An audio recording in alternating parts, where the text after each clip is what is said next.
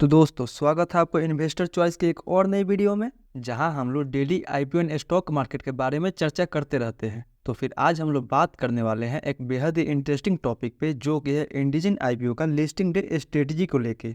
तो फिर अगर आप ये सोच रहे हैं कि इंडिजिन आईपीओ में आपको लिस्टिंग डे के दिन कैसी स्ट्रेटजी बनाना चाहिए, क्या इस स्टॉक को लॉन्ग टर्म के लिए होल्ड करना चाहिए या फिर लिस्टिंग गेन लेके निकल जाना चाहिए, तो ये वीडियो बिल्कुल आपके लिए है। क्योंकि इस वीडियो में हम लोग इस कंपनी के स्ट्रेंथ एंड इस कंपनी के रिस्क को ध्यान में रखते हुए इसके लॉन्ग टर्म फ्यूचर को देखने वाले हैं। सो दोस्तों वीडियो को पूरा देखें ताकि आपको लिस्टिंग डे पे क्या करना चाहिए इसका एक क्लियर पिक्चर मिल सके। लेकिन उससे पहले अगर आप इस चैनल पर नए हैं तो कृपया इस चैनल को सब्सक्राइब कर बेल नोटिफिकेशन को भी ऑन कर ले, ताकि हमारी वीडियो सबसे पहले आप तक पहुँच सके। तो फिर चलिए वीडियो के स्टार्ट करते हैं। एंड सबसे पहले हम लोग इस कंपनी के काम को रिकॉल करते हैं, क्योंकि अगर आपको इसका अलॉटमेंट मिला हुआ है तो ये आपको पता होना चाहिए कि ये कंपनी काम क्या करती है।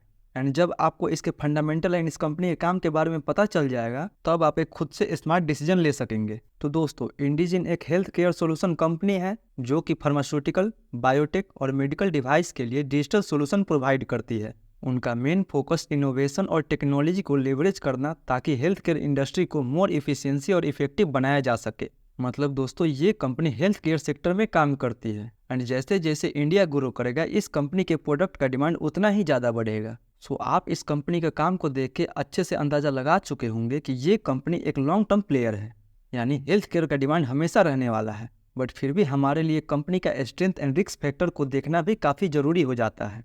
सो फिर चलिए हम एक बार इसके ग्रे मार्केट में डिमांड देख लेते हैं, उसके बाद हम बात करेंगे इसके लिस्टिंग डे स्ट्रेटजी के बारे में। तो दोस्तों बात कर लेते हैं इसके लेटेस्ट जीएमपी के बारे में, लेकिन उससे पहले अगर एक बार हम इसके प्राइसमेंट पर नजर डालें तो इसका प्राइसमेंट 430 रुपये से लेकर 452 रुपये पर शेयर रखा गया है। यानी अगर इस प्राइसमेंट के हिसाब से देखा जाए तो ग्रे मार्केट में अभी इसका डिमांड लगभग 55 से 60% के आसपास चल रहा है।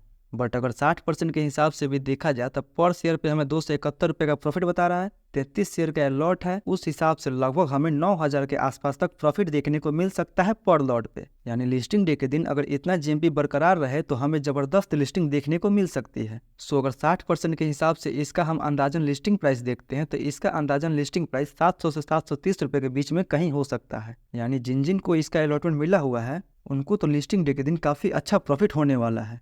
दोस्तों ये तो हो गई इस आईपीओ के जीएमपी के बारे में।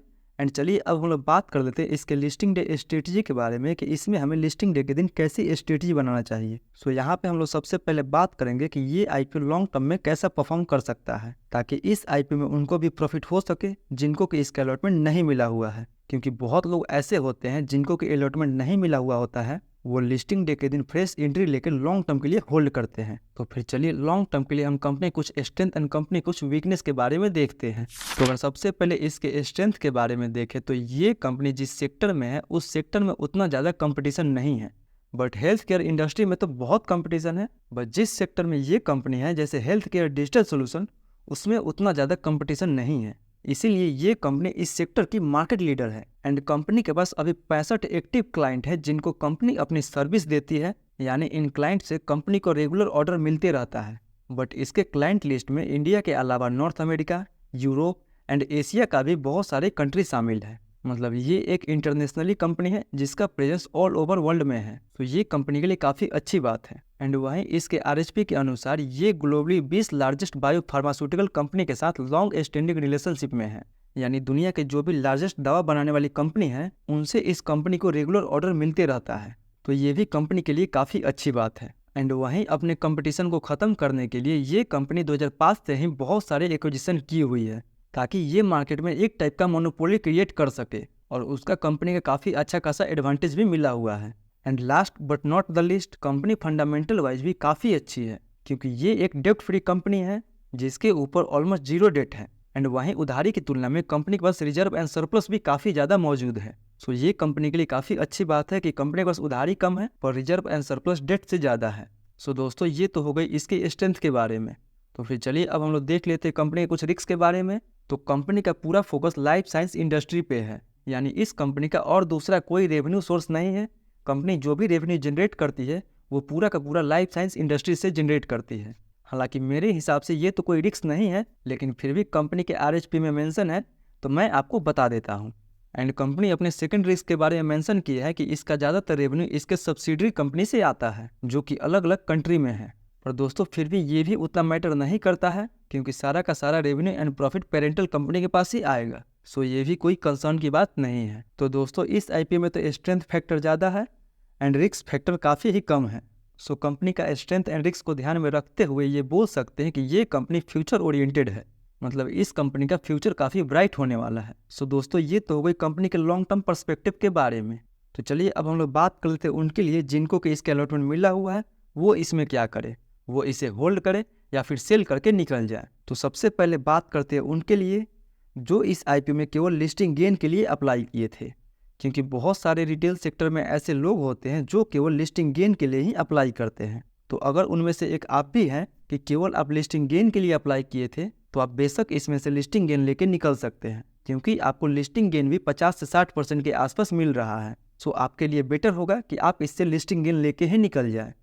बट वहीं कोई लॉन्ग टर्म इन्वेस्टर है और उनको ये कंपनी अच्छी लग रही है तो उनके लिए मैं ये तो नहीं बोलूँगा कि वो अपना पूरा फंड इसमें लॉन्ग टर्म के लिए होल्ड कर दे, बट ये जरूर बोलूँगा कि वो इसमें पार्शियल होल्डिंग कर सकते हैं। यानी जो भी उनके पास 33 शेयर हैं उनमें से हाफ शेयर को वो सेल कर सकते हैं एंड हाफ शेयर पे वो लॉन्ग टर्म के लिए जा सकते हैं। क्योंकि अगर आपको रिस्क भी लेना है तो आप अपने हाफ ही कैपिटल पे रिस्क लीजिए।